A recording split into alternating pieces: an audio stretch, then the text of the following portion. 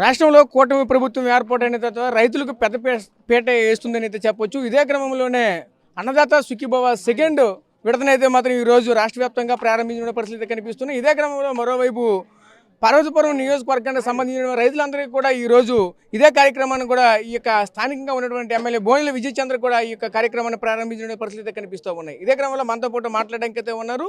దీనికి సంబంధించి మరిన్ని వివరాలు తెలుసుకునే ప్రయత్నం చేద్దాం. సార్ చెప్పండి సార్, ఎలా చూడాలి ఏంటి? ప్రస్తుతం చూసుకుంటే రాష్ట్ర వ్యాప్తంగా కూడా ఈరోజు రైతుల కళ్ళల్లో ఒక పండగ వాతావరణం అయితే కనిపిస్తున్న నేపథ్యం అయితే కనిపిస్తూ ఉన్నది. దీన్ని ఏ విధంగా చూడమంటారు? చెప్పాల్సి వస్తే ఇంతకుముందు మాకున్న ఆచారం ప్రకారం సంక్రాంతికి డబ్బులు వచ్చేవండి. ఈ టైంకి ఎప్పుడు పంటలు పండించుకున్నారు, సంక్రాంతి టైంకి కొనేవారు కూడా కాదు. కానీ ఈసారి ప్రభుత్వం ఆ సంక్రాంతికి ఎవరికో టన్నుకి 1500 ఎంతకో అమ్మేసుకొని లైన్లకు అమ్మేసుకొని దళారులు ఉండే వ్యవస్థ ఉండేది. కూటమి ప్రభుత్వం వచ్చిన తర్వాత దళార వ్యవస్థని ఆల్మోస్ట్ తగ్గించడం జరిగింది. డైరెక్ట్గా నేరుగానే రైతు కళ్ళాల నుంచి లోడ్ చేసుకొని డైరెక్ట్గా రైతు సేవా కేంద్రాలకు వెళ్ళడం, ట్రక్ సీట్ వచ్చిన గంట 2 గంట వ్యవధిలోనే మళ్ళీ డబ్బులు పడిపోతున్నాయి. నాకు తెలిసి ఆంధ్రప్రదేశ్ చరిత్రలో అగ్రికల్చర్ డిపార్ట్మెంట్లో ఇలాంటి ఘట్టం ఉండబోదు. అది ఓన్లీ చంద్రబాబు నాయుడు గారు కూటమి ప్రభుత్వంలో తీసుకున్న నిర్ణయంగా మేమందరం కూడా అభివర్ణిస్తున్నాం. రైతులు ఇందులో అసలు ఆశ్చర్యపోయేవారు. రైతులైతే మొదటి విడతకే ఆశ్చర్యపోయారు. అది మన ధాన్యం కొనుగోలుకి చెప్తున్నాను. ఇప్పుడు వచ్చేసరికి 20,000 ఇస్తామన్నా కానీ చాలామంది నమ్మలా. కానీ మొదటి విడతలో 7,000 ఇవ్వడం జరిగింది, రెండో విడతలో 7,000 ఇవ్వడం జరిగింది, మూడో విడత అనుకున్న షెడ్యూల్ ప్రకారం 6,000 కూడా ఇవ్వడం జరుగుతుంది. 20,000 అంటే ప్రభుత్వం పైన నమ్మకం. ఎవరికైతే పెట్టి ఎంత మ్యాండేట్ ఇచ్చారో, ఎంత స్ట్రైక్ రేట్స్తో అసలుకి 164 సీట్లు ఇవ్వడం జరిగిందో అంతే స్ట్రైక్ రేట్తో ప్రభుత్వం కూడా పనిచేస్తుంది. వాళ్ళకి అనుగుణంగా పనిచేస్తుంది. ప్రజల ఉద్దేశాల అనుసారంగా పనిచేస్తుందనే విషయాన్ని నేనైతే చెప్పాల్సి వస్తుంది. ఈరోజు రైతులు కూడా చాలా ఆనందంగా ఉన్నారు. ఎందుకంటే వాడు పండిన పంటకు డబ్బులు వచ్చేస్తున్నాయి. వాళ్ళు పండించిన దానికి మదుపు పెట్టిన దానికి కూడా డబ్బులు వచ్చేస్తున్నాయి. అందుకనే రైతులందరూ ఆనందంగా ఉన్నారు. ముఖ్యంగా మరి చెప్పాల్సి వస్తే చంద్రబాబు నాయుడు గారు రైతు కుటుంబాన్ని నుంచి వచ్చారు. రైతుల కష్టం తెలిసిన వ్యక్తే. సో ప్రతి రైతు కష్టం తెలిసిన వ్యక్తిగా చంద్రబాబు నాయుడు గారు, గౌరవ ముఖ్యమంత్రి గారు రైతుల్లో ఆనందం చూడాలనే ముందుగానే సంక్రాంతికి తీసుకొచ్చే విధంగా ఆల్రెడీ పండించిన పంటకు డబ్బులు వచ్చేస్తున్నాయి. అలాగే మనం ఇచ్చిన అన్నదాత సుఖీభావ కూడా రెండో విడతకు డబ్బులు ఇవ్వడం అనేది చాలా ఆనందంగా రైతులందరూ కూడా వాళ్ళ ఆనందాన్ని ఎక్స్ప్రెస్ చేస్తున్నారండి. అంటే ముఖ్యంగా చూసుకుంటే ఈరోజు మీరు ఈ గ్రామం వచ్చారు. ఈ గ్రామంలో చూసుకుంటే ముఖ్యంగా ఇక్కడ ఉన్నటువంటి శివాలయం అయితే ఎప్పటి నుంచో ఉన్నటువంటి నేపథ్యం అయితే కనిపిస్తూ ఉంటుంది. చూసుకుంటే దీన్ని ఒక పర్యాటక పరంగా కూడా తీర్చిదిద్దాలని చూస్తున్న నేపథ్యం అయితే కనిపిస్తుంది. కూటమి ప్రభుత్వం వచ్చిన పర్యాటకానికి పెద్ద రంగం అయితే పెద్ద పీట అయితే వేస్తుందంటూ చెప్పుకొస్తున్న నేపథ్యం అయితే కనిపి ఇక్కడ మీ నియోజకవర్గానికి సంబంధించి అటువంటి విధంగా అయితే ఎక్కడ కూడా కనిపించిన నేపథ్యం అయితే కనిపిస్తుంది. దీన్ని ఏ విధంగా చూడాలి? దీనికి ఎటువంటి హామీలు ఇస్తారు ఈ గ్రామానికి సంబంధించి? కాశీ విశ్వేశ్వర స్వామి చాలా పురాతనమైన టెంపుల్. ఆంధ్రప్రదేశ్లోనే దేశంలోనే అతిపెద్ద నంది. మనకి నంది అనగానే లేపాక్షి గుర్తొస్తుంది. దానికంట ఇది పెద్ద నంది మన దగ్గర ఉన్నది.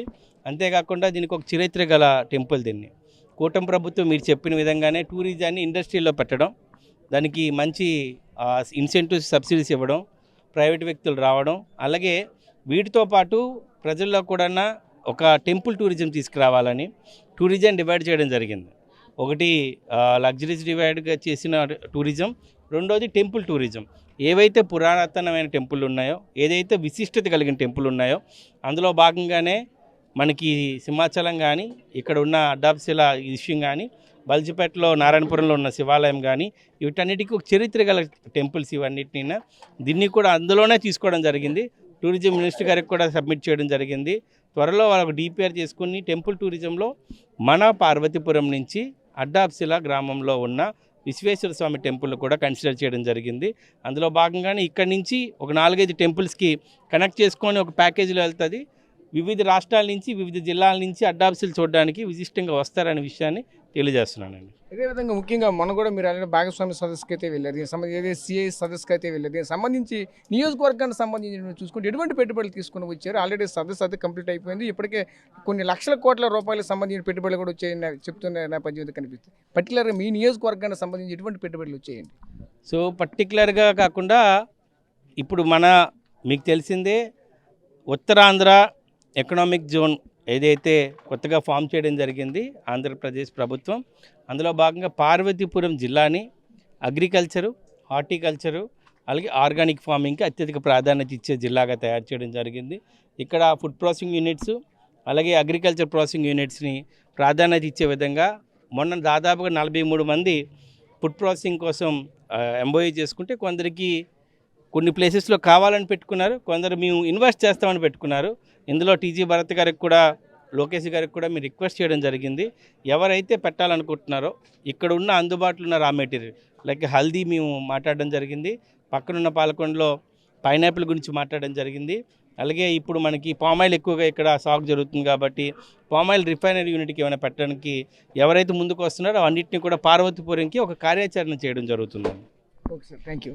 సో చూసాం కదా, ముఖ్యంగా చూసుకుంటే ఒకటే చెప్పుకున్న నేపథ్యం అయితే కనిపిస్తుంది. కూటమి ప్రభుత్వం ఏర్పాటైన తర్వాత రైతులకైతే పెద్దపీట అయితే వేస్తుంది. ఇదే క్రమంలోనే ఈరోజు రెండో విడత కూడా పంపించిన నేపథ్యం కూడా కనిపించింది. అదేవిధంగా ముఖ్యంగా చూసుకుంటే ఈ గ్రామానికి సంబంధించినటువంటి ఏదైతే ఇక్కడ శివాలయం ఉందో శివాలయానికి సంబంధించినటువంటి అభివృద్ధి పనులు కూడా త్వరలోనే చేపడుతున్నట్టు కూడా చెప్పుకోవాల్సిన నేపథ్యం అయితే కనిపిస్తుంది. ఏదైతే ముఖ్యంగా చూసుకుంటే సిఐ సమ్మిట్కి సంబంధించినటువంటి ఏదైతే భాగస్వామ్యంలో వచ్చేటువంటి కంపెనీలు ఏవైతే ఉన్నాయో అవన్నింటినీ కూడా రానున్న రోజుల్లో పార్వతీపురం మన్యం జిల్లాకు సంబంధించినటువంటి నియోజకవర్గంలో కూడా ఎక్కువగా రైతు ఆధారిత కుటుంబాలు ఎక్కువగా ఉంటాయి కాబట్టి రైతులకు పట్ల అయితే వాళ్ళకి సంబంధించినటువంటి ఉత్పత్తుల పరంగా బయటికి కొనుగోలు అమ్మకాలు జరిగే విధంగా అయితే ఒకవైపు ఎంఓయూలు కుదుర్చుకున్నటువంటి నేపథ్యం కూడా కనిపిస్తుంది. రానున్న రోజుల్లో ఉజ్వల భవిష్యత్తు అయితే ఉంటుందంటూ కూడా మరొక చెప్పుకోవాల్సిన నేపథ్యం అయితే కనిపిస్తుంది. కెమెరా పర్సన్ నాయుడుతో రాజేష్, RTV, పార్వతీపురం మన్యం జిల్లా నుంచి. చరిత్ర సృష్టించినోడు ఇప్పుడు ఆ చరిత్రని తిరగరాయబోతున్నాడు. అబద్ధాల గోడల్ని బద్దలు కొట్టి నిజాలను రాగా మీ ముందుంచబోతున్నాడు. నిజమైన వార్తల కోసం వెంటనే డౌన్లోడ్ చేసుకోండి రా యాప్ని.